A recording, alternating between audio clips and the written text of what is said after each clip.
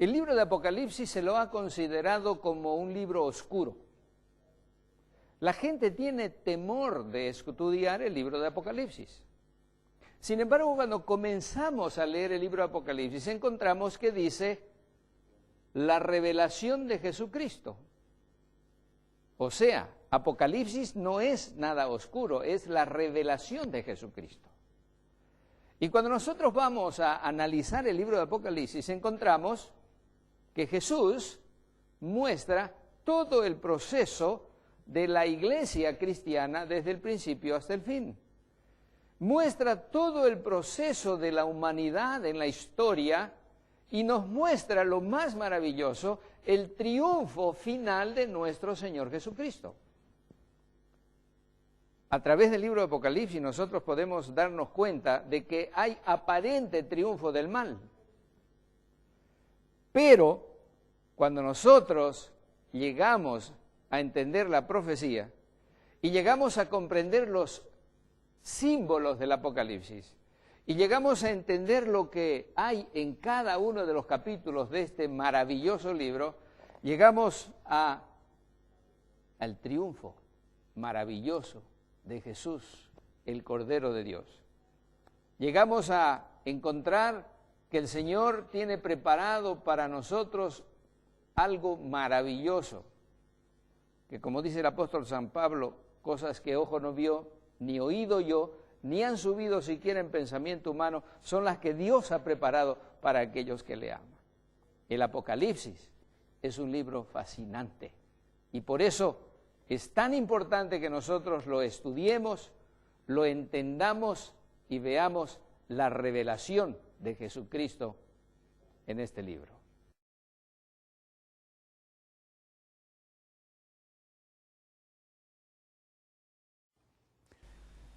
En nuestra sesión previa miramos algunos símbolos que se encuentran en los templos de Baal y los templos de Bel. Y un símbolo muy interesante era este de aquí, que se encuentra en Baalbek, en el templo de Baal. Es una mujer con una copa en su mano. Ahora, el libro de Apocalipsis habla acerca de una mujer montada sobre una bestia y que tiene una copa de oro en su mano. Fascinante encontrar a estas imágenes en varios lugares. Y si usted va a estos templos, se dará cuenta que eran templos de muerte. Siempre encontrará tumbas y huesos en ellos. ¿Sabía que no hay catedral en el mundo hoy donde usted no camine sobre cadáveres de hombres? No hay catedral que sea construida sin cuerpos muertos. De hecho, cada catedral es un cementerio. Y no puede hacer una misa en una catedral o iglesia si no hay una reliquia de un individuo muerto en ese edificio en particular. Así que si usted entra a una gran catedral, está caminando sobre los cuerpos de hombres muertos. Si fuera a los templos de Baal, encontrará pequeños ángeles. ¿Dónde en la Biblia leemos acerca de pequeños ángeles? En ninguna parte, en ninguna parte. Los ángeles son descritos en la Biblia como masculinos y de gran poder y como seres magnificentes.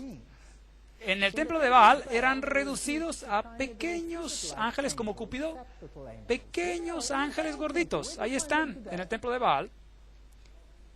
¿Dónde los encontramos hoy en día? Los encuentran en todas las iglesias. Ahora miremos aquí arriba, un simbolismo interesante en el techo. Acerquémoslos un poco más. Encontrará al águila de pie sobre una llave. Hay muchas iglesias que usan este simbolismo hoy en día. Ahí tenemos el gran dios Osiris con alas y copos de pino. Y encontrará a los dioses y las diosas de lujuria, si desea, dentro de los hexagramos y los hexágonos. Y encontrará los hexagramas y los hexágonos en los techos de los templos de Baal, como los puede ver aquí, si mira arriba. Esta es la ciudad de Las Palmas, Palmira, y tiene el pasillo de columnas más largo que todavía existe hoy en día. Aún hoy tienen palmeras por ahí, y esta es el conjunto más largo de columnas romanas todavía en existencia. Y si lo mira, todavía es magnificente. Y si mira en la parte de atrás, verá el templo de Bel. Ahora, la palabra Bel hoy es usada por la industria de manera exclusiva. Y encontrará muchas alusiones a Bel en el mundo hoy. Allí está el templo de Bel. Ese es el templo mejor preservado de Bel en el mundo, básicamente una forma de adoración de Baal. Y sí, ese es el patio del templo afuera, y ese es el lugar donde se ofrecían los sacrificios. Y también tenían un lugar santo y un lugar santísimo. Estaba estructurado en el mismo plano, esencialmente, como el templo de Israel. Pero, por supuesto, Satanás es un ángel caído del cielo, y también él tenía sus planos. Así que el templo de él es una falsificación de la historia celestial. Y si mira arriba, en el techo tenemos el simbolismo del sol, y tenemos las palmeras, y tenemos estas deidades representadas como conos de pinos, de granadas y piñas. Y encontrará auréolas alrededor de ellos, alrededor de las deidades del sol, y otra vez encontrará plumas y águilas y cosas interesantes en las paredes, de las cuales ni siquiera necesitamos hablar ahora.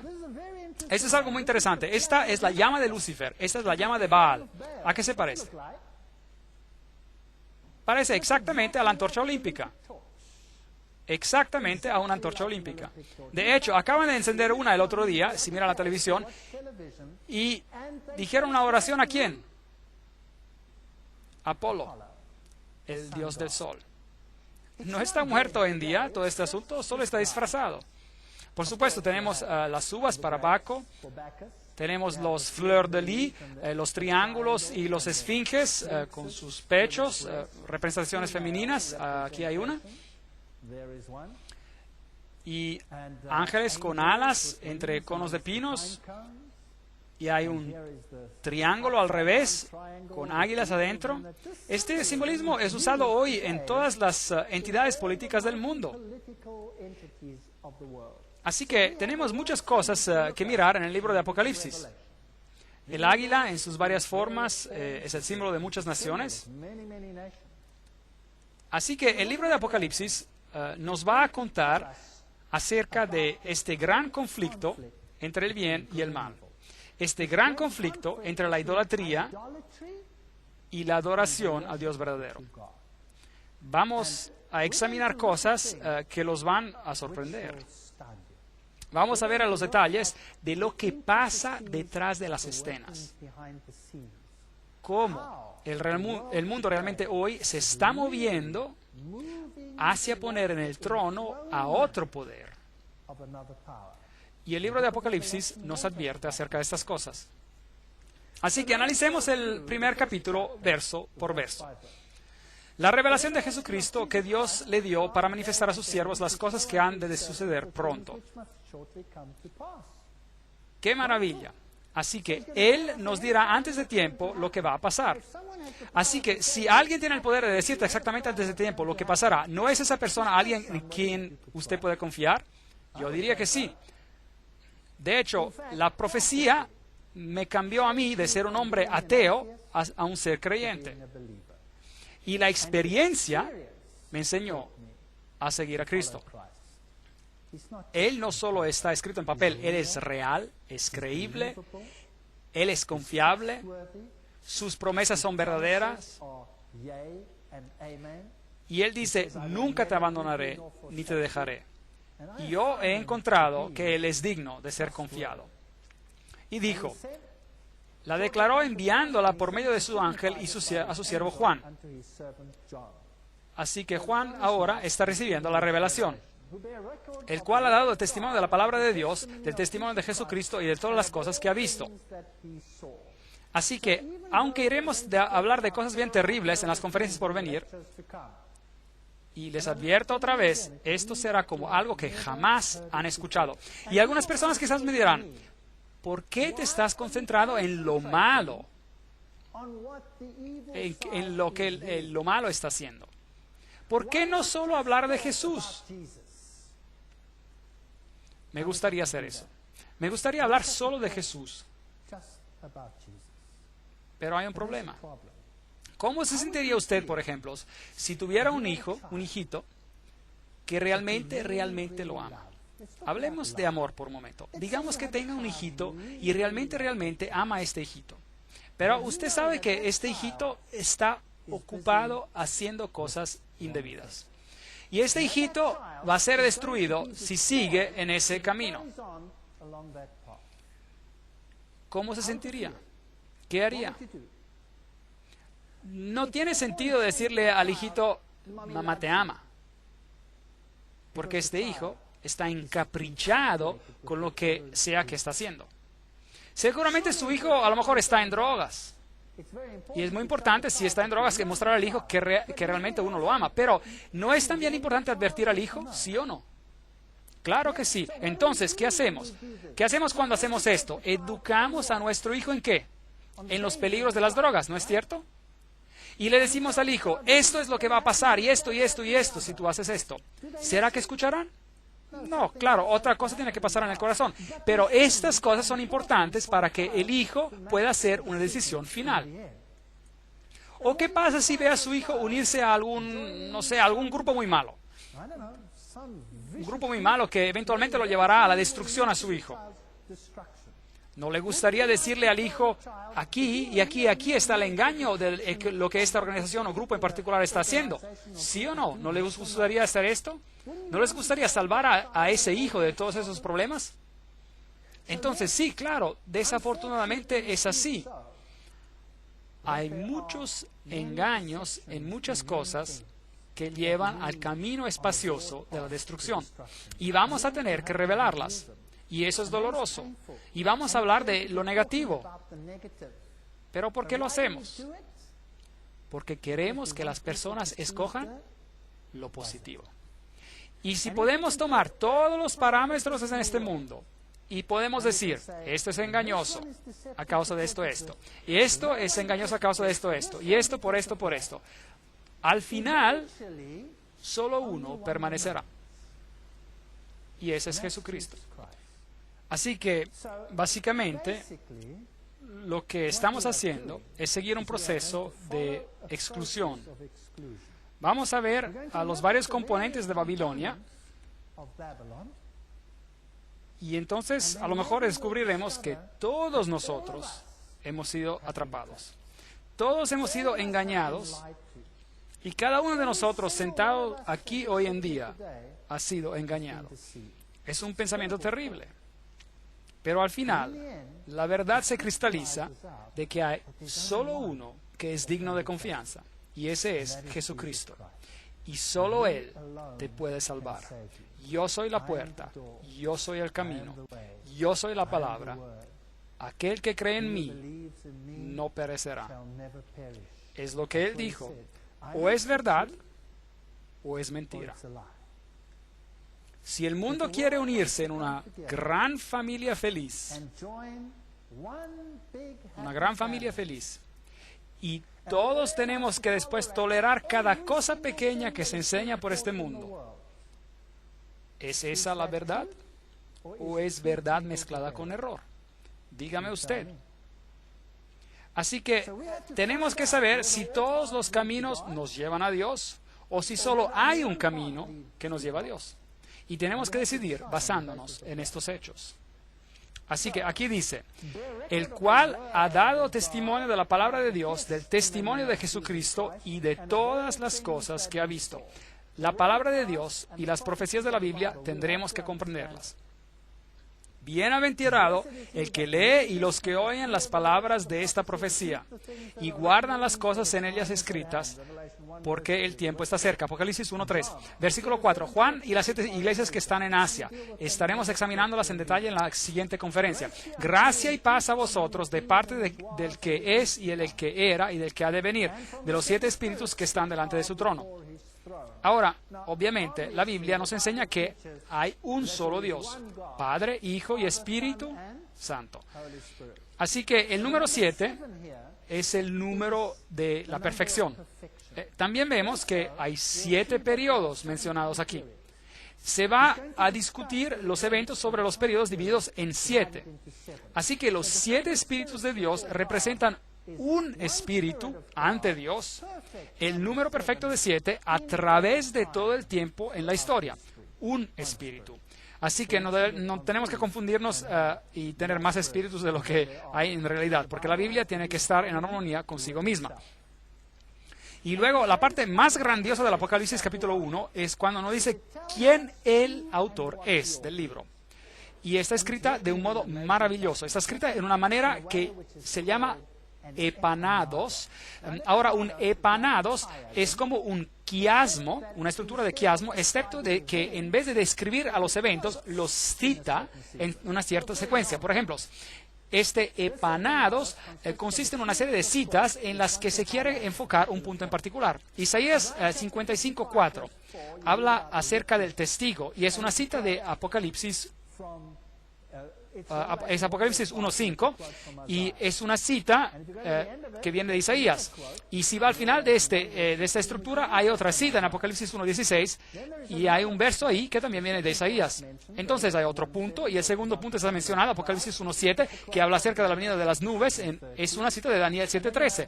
Y luego tiene uno acá al final, en Apocalipsis 1:13, donde habla del sacerdote y es una cita otra vez de Daniel 7:9. Así que el primero y el último, las citas son de Isaías. La segunda y la penúltima son de Daniel, del libro de Daniel, y la tercera y última son de Zacarías, y luego hay 2 en el medio, aquí, una y una. Y esos versos subrayan el tema central. Ese es una estructura de epanados. Y el tema central es yo soy el alfa y el omega, así dice el texto. Si quita uno de estos versos, ya no puede tener una estructura de epanados. Debe haber los 2 en el medio. Así que algunas Biblias, quiero decir, la Biblia se repite a sí misma. ¿Por qué no? Saquemos un versículo. Pero no se puede hacer. ¿Por qué? Porque destruiría la estructura. No puede sacar ni una palabra fuera de la Biblia. Y si no, entrará en problemas. No solo de pan vivirá el hombre, pero ¿de qué? De cada palabra que procede de la boca del Señor. Bueno, será mejor de que nos aseguramos de leer toda la palabra. Hay una conferencia que les voy a dar sobre este tema, fascinante. Bueno, el libro de Apocalipsis capítulo 1 prueba que Jesucristo es el gran yo soy. Él es Dios. Ahora, ese es un problema hoy. Es un problema porque si Jesús es Dios y si Jesús es el camino, la verdad y la vida, y si Jesús es la única forma por la cual podemos ser salvos, bueno, ahí tenemos un problema. Si quiere estar en el mismo grupo, en el mismo barco con todas las otras religiones del mundo. Porque Jesús tiene que disminuirse para que pueda encajar al mismo nivel como todos los otros. Ahora tenemos un problema. Obviamente, el mundo no se puede permitir de tener un grupo de personas que diga que ellos tienen una religión superior sobre cualquier otro grupo. ¿Estaría de acuerdo conmigo con este asunto? En el mundo en el cual vivimos hoy en día no podemos tener esto. Así que Jesús tiene que volverse menos importante para que los otros puedan ser un poco más importantes. ¿Cómo se consigue eso? Se crea lo que se llama el dolor de la exclusividad. En otras palabras, usted hace que el ser exclusivo sea tan doloroso que obliga a las personas a ser menos exclusivas. ¿Tiene sentido? Piénselo, pues. O él es lo que él dice, o él no es lo que dice ser. Y de Jesucristo, el testigo fiel, el progenitor de los muertos y el soberano de los reyes de la tierra, al que nos ama, nos ha lavado nuestros pecados con su sangre. ¿Nos dice esto acerca de todo lo que es Jesús, sí o no? ¿Es esto exclusivo y especial o es algo a iguales con todos los otros? No me estoy haciendo burla de las otras religiones, solo estoy preguntando. ¿Está Jesús al mismo nivel de, digamos, Buda? Considerando este texto que acabamos de leer, ¿sí o no? ¿Está al mismo nivel de Zoroaster? ¿Está al mismo nivel de Shiva? ¿Sí o no? ¿De Osiris? ¿Sí o no? No. ¿Y por qué? Porque Él es diferente. Él nos amó, nos lavó. Él es el Rey de Reyes. Él es el príncipe de todos ellos. Y Él es el único que puede salvar, porque Él es el único que es ¿qué? Dios. ¿Saben cuál es la diferencia entre el cristianismo y todas las otras religiones del mundo? La diferencia es que la tumba de Cristo está vacía. El cristianismo es la única religión en la faz del planeta que da una razón por el estado del planeta, el lío en el cual nos encontramos, y es la única religión en la faz de la tierra que tiene una solución al problema. Todas las otras religiones encuentran su solución en sus propias obras. Y si uno no tiene éxito, tiene que seguir tratando una y otra vez y a través de varias reencarnaciones hasta que finalmente lo consiguen. ¿Se está volviendo mejor o peor? Y obviamente no le está yendo muy bien, ¿correcto? Así que el cristianismo da una razón y da una solución. Y nos dice el por qué y el cómo. No hay otra religión en la faz del planeta que hace esto. Y el cristianismo tiene la palabra de Dios, que es la infalible palabra de Dios, que ha sido atacada en cada nivel, desde el nivel científico hasta el nivel de la historia, hasta el nivel de la salvación. ¿Y saben qué? La Biblia ha pasado la prueba a lo largo de los tiempos. Es el único libro en la faz del planeta que ha sido justificado y reivindicado científicamente, y arqueológicamente, y históricamente, y también en términos de su premisa de salvación. La Biblia toma a las personas de donde están y las convierte en algo de diferente. No hay otro libro como este. Y aun si el mundo entero enseña algo diferente, como lo están haciendo en este momento, créanme que sí lo hacen, entonces tome esos videos sobre la creación y la evolución y échale un vistazo y haga su decisión basada sobre los hechos científicos.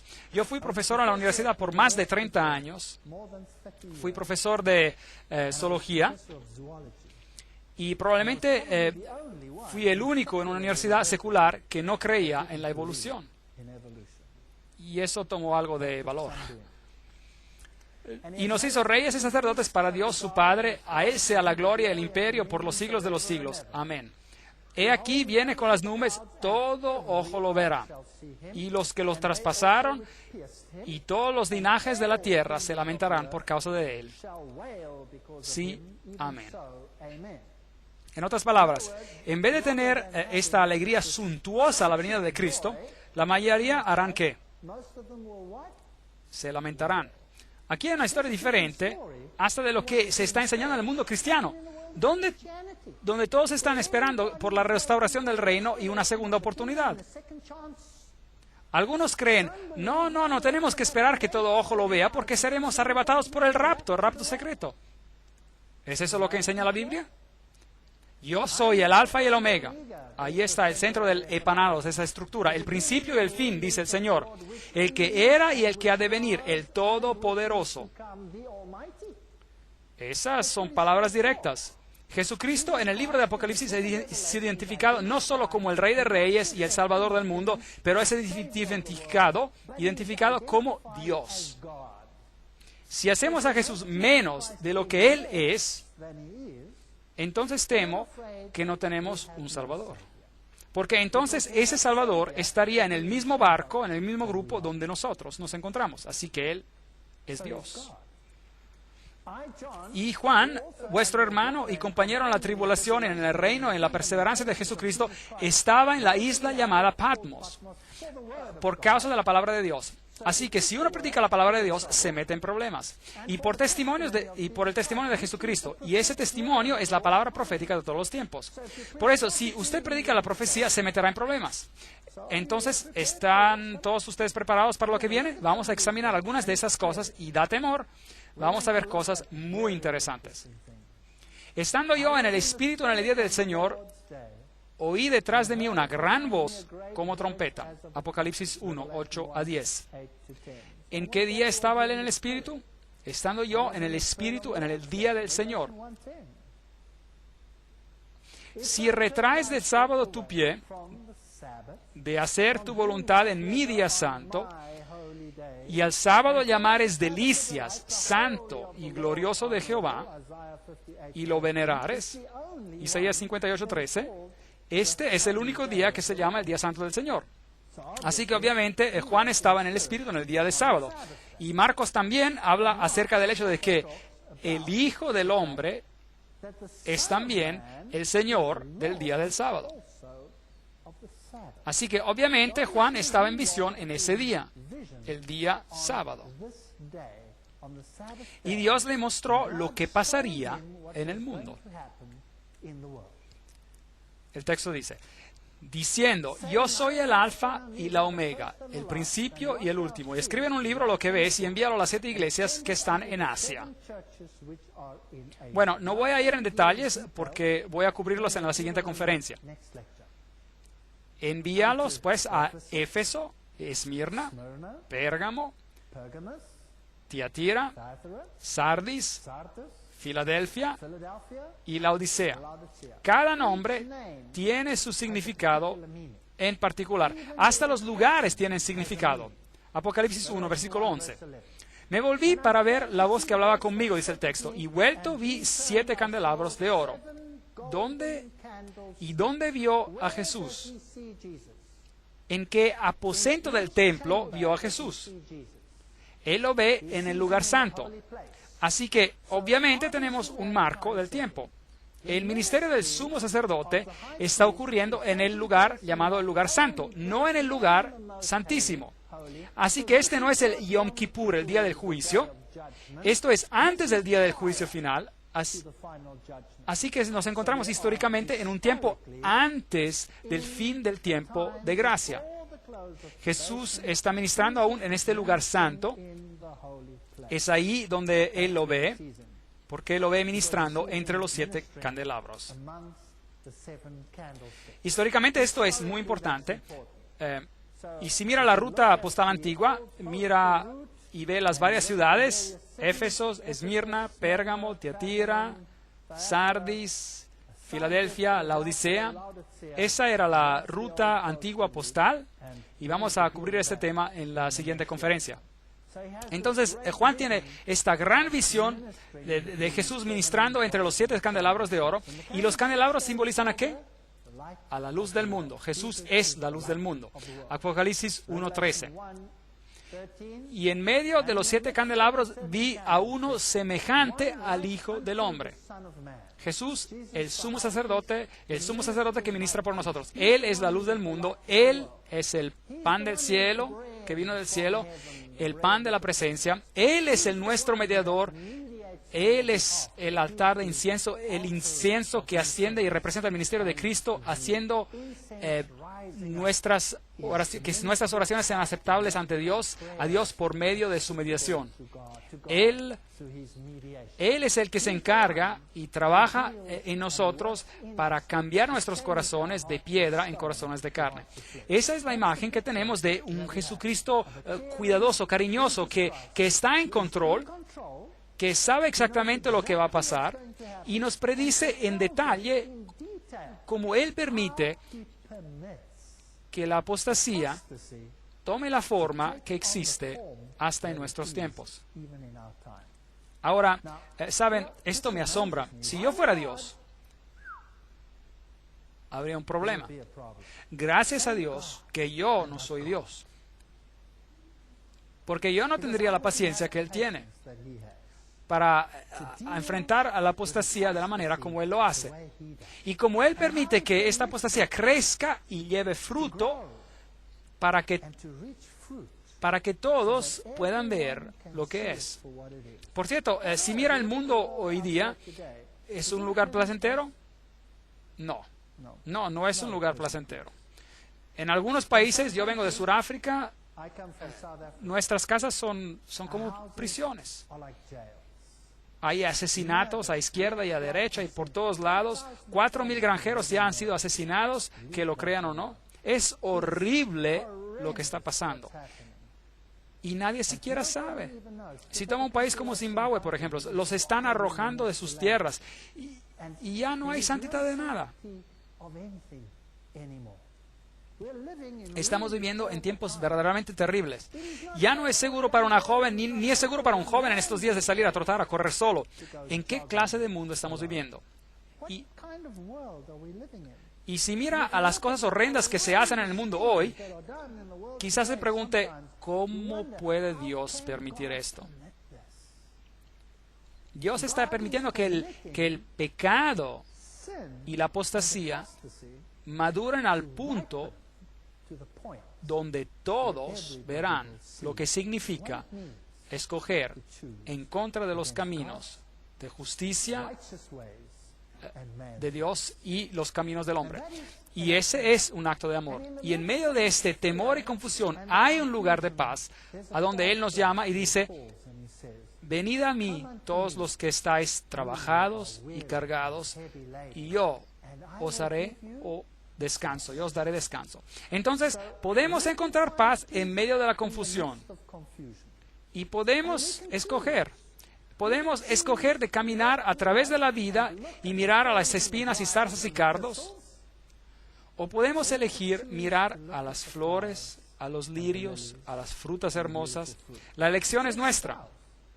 Y si escogemos de un lado, escogeremos tristeza. Y si escogemos del otro lado, la otra posibilidad, en el medio de la tristeza podremos tener paz.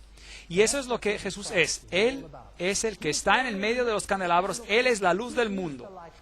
Pero los candelabros representan a las iglesias que llevan la luz al mundo a través de los siglos. Y en medio de los 7 candelabros había uno semejante al Hijo del Hombre, vestido con una vestimenta a los pies y tenía el pecho ceñido con un cinto de oro. Estoy citando acá con la versión King James, la versión inglesa, digamos, así que a veces suena un poco antigua, es una versión antigua, pero por lo menos tenemos todas las palabras ahí. Su cabeza y sus cabellos eran blancos como blanca lana, como nieve, sus ojos como llama de fuego. No falta detalle, representa la justicia perfecta. Sus pies eran semejantes al bronce polido, refulgentes como en un horno, y su voz como estruendo de muchas aguas. Apocalipsis 1, 13 a 15. Esta era la voz de Dios. Jesús es descrito como Dios, no como un ser creado. Él es el que era y el que será desde toda la eternidad, el que inició el proceso de la creación. Él es el que habló con majestad y poder. Y es así como se lo describe ahí. Así que la visión que tenemos aquí es la que Daniel tuvo, el profeta Daniel, el profeta Ezequiel también lo describe así. Él está viendo, Juan, a Jehová, a Yahweh. Esa es lo que está viendo. En su diestra tenía 7 estrellas, de su boca salía una espada aguda a 2 filos. Es la palabra de Dios esta, y su rostro era como el sol cuando resplandece con toda su fuerza. Así que allí tenemos al verdadero Hijo de Justicia, y del otro lado la falsa y débil adoración al sol, en contraposición. Cuando lo vi, caí a sus pies como muerto, y él puso su diestra sobre mí y diciéndome, no temas, yo soy el primero y el último. Y si quiere llevar un mensaje a casa esta noche, será este: a pesar de lo que vamos a tratar en esas conferencias, no temas. Yo soy el primero y el último. El que vive, estuve muerto, pero vivo por los siglos de los siglos. Amén. Y tengo las llaves de la muerte y del Hades. Él es el único que puede salvarte y Él ha prometido hacerlo. Escribe pues las cosas que has visto, las que son y las que han de ser después de estas. Aquí hay una clave en este versículo. ¿Cómo interpretamos lo que el libro de Apocalipsis está diciendo? Se trata de lo que hemos estado viendo ahora mismo, que ocurrió en los tiempos de Juan, las cosas que son. El profeta está viendo en sus visiones y se aplican a su tiempo. Y después dice el versículo, y las cosas que han de ser después de estas. ¿Y qué es eso? El futuro. Entonces, ¿cómo leemos el libro de Apocalipsis? Seguramente, si esta es la clave, entonces se aplica a lo que pasó en ese entonces, en los días de Juan, y a lo largo de la historia hacia el futuro, ¿sí o no? Dios es justo. ¿Escribiría Él, pues, un libro y lo pondría Él, acaso, en la Biblia y lo repartiría a cada generación y después les diría, no, aquí está un libro, pero no es para ti? ¿Es solo para aquellos que vivirán dentro de unos miles de años?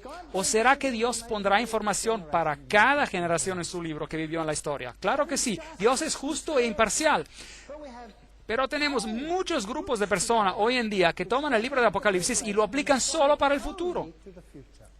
De hecho, lo aplican a una generación que ni estará aquí cuando los hechos van a ocurrir. Y de hecho, a toda una iglesia que se irá y será arrebatada en el rapto secreto cuando supuestamente los hechos tienen que ocurrir. ¿Tiene sentido todo esto? No. El libro de Apocalipsis es una historia continua, cubre la historia. Lo que ocurrió entonces se aplica a las personas que vivían en esos tiempos, los tiempos de Juan, y lo que pasa en la siguiente generación se aplica a otras y a otras. Y tenemos una historia seguida hasta llegar al fin de los tiempos. Y se aplica a todos nosotros, y particularmente, por supuesto, a los gran eventos que culminan la historia de todos los tiempos. Respecto al misterio de las 7 estrellas que has visto en mi diestra, importante, porque en su diestra están los salvos y en la izquierda están los condenados.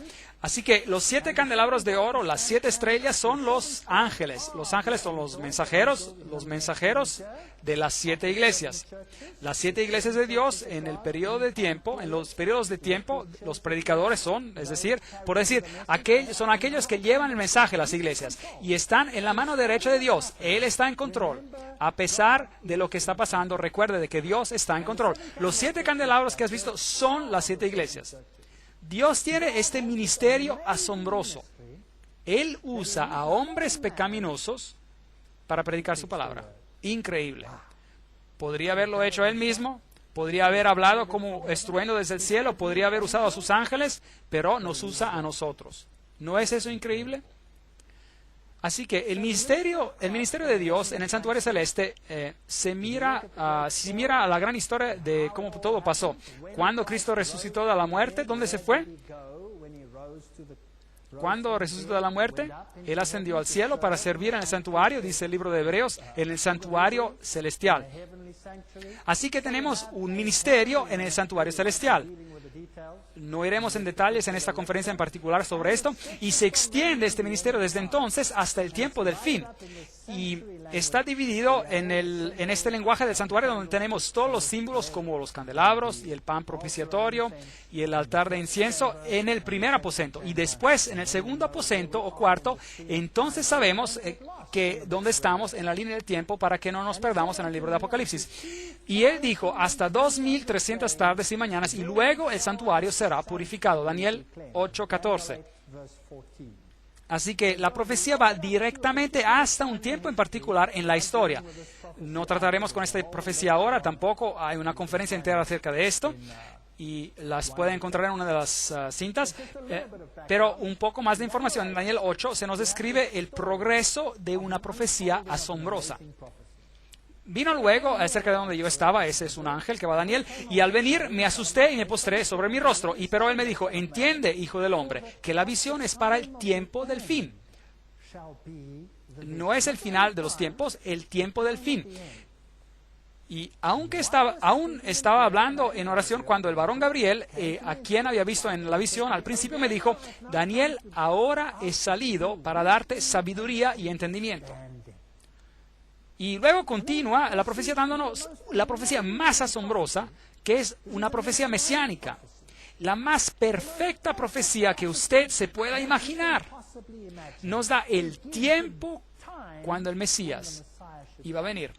Y es tan precisa esta profecía que en el Talmud se lee que los huesos de sus manos y los huesos de sus dedos se decaigan y descompongan de aquel que le da vuelta a las páginas del libro de Daniel para encontrar el tiempo de Daniel 9, 24 a 27. Esto está escrito en el Talmud, y que su memoria se pudra desde la faz de la tierra para siempre. Ley Talmúdica, página 978, sección 2.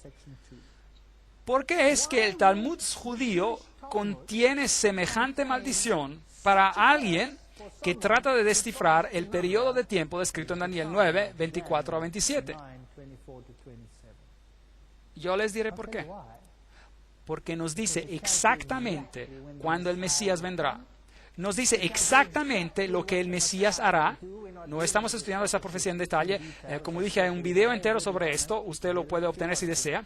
También hay un libro acerca de esto. Así que el asunto es todos estos detalles, que hay solo un Mesías en la historia de la humanidad, y ese es Jesucristo. Solo Él cumple todos estos detalles, no hay nadie más. Y si si estas personas aceptaran a Daniel 9, 24, 27, ¿qué pasaría con la religión judía? Tendrían que convertirse en la religión cristiana y desaparecería de la faz de la tierra, lo cual es algo que no quieren. Así que es mejor maldecir al que analiza esas páginas, y nos dice cuándo un decreto saldría, nos dice cuándo el Mesías empezaría su ministerio, nos dice cuándo el Mesías moriría en el 31 después de Cristo, y nos dice cuándo el Evangelio se iría a los gentiles. Es una profecía asombrosa. Es una profecía de 2300 años, tratando con este tremendo periodo de tiempo, desde el momento cuando se publicó el decreto para restaurar a Jerusalén hasta el tiempo del juicio. Y tiene una fecha ahí, 1844, porque, claro, son 2310 proféticos, y si suma todo, 2300 años desde allí. Y la Biblia nos dice en el libro de Números y en el libro de Ezequiel que podemos tomar un día por un año profético. Y luego llegamos a una fecha interesante, la cual cubriremos en otra conferencia. Es demasiado complicado todo esto para poderlo examinar ahora. Y luego hay un tiempo que la Biblia llama el tiempo del fin, y estamos viviendo en esos tiempos ahora mismo. Y luego llegamos al tiempo de la eternidad. Es el próximo periodo que viene. Y la Biblia nos enseña que Jesús está siguiendo el mismo ministerio que está simbolizado en el servicio del santuario terrenal. Hebreos 9:11. Pero estando ya presente Cristo, sumo sacerdote de los bienes venideros, por el más amplio y perfecto tabernáculo, no hecho de manos, es decir, no de esta creación, no es terrenal, y no por sangre de machos cabríos ni de becerros, sino por su propia sangre. Él entró una vez para siempre en el lugar santo, hagion en griego, habiendo obtenido eterna redención por nosotros. Punto muy importante. Eso es lo que dice la versión King James inglesa, también la Reina Valera en español.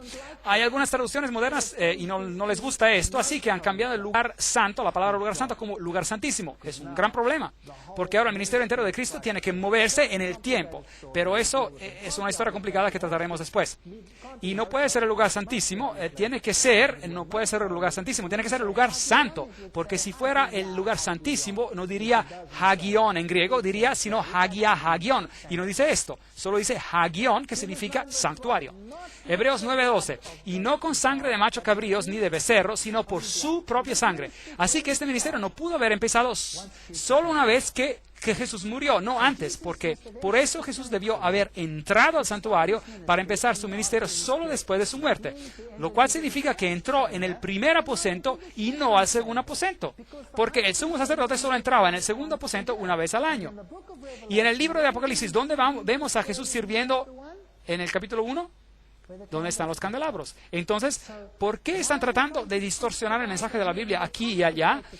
Pensamientos complicados. Bueno, solo póngalos por ahora en su memoria, no se preocupe por ellos, no tenemos que entender todo por primera vez. Volveremos al tema más tarde y verá que será más claro. Hebreos 9:3. Tras el segundo velo estaba la parte del tabernáculo llamada lugar santísimo, Hagion. En griego, el sumo sacerdote iba ahí una vez al año. Y eso era una historia diferente. ¿Y cuándo hizo esto Jesús? Obviamente, algún tiempo después de su resurrección. Así que la pregunta que tengo para usted esta noche es que si tenemos un sumo sacerdote, y ese sumo sacerdote es Dios, y si ese sumo sacerdote es el único que por medio de su sangre nos puede salvar, entonces tenemos que elegirlo sobre todos los otros. Y si no hay otro nombre bajo el cielo y la tierra donde seamos salvos, entonces tenemos que elegirlo a Él sobre todos los otros. Pero tengo noticias para usted. Si ustedes lo hacen, se meterán en problemas, tarde o temprano. Ya sea en el círculo inmediato de sus relaciones o en el círculo más grande de ellas. Pero yo en mi casa hemos decidido servir al Señor. Y les invito a hacer lo mismo. Gracias.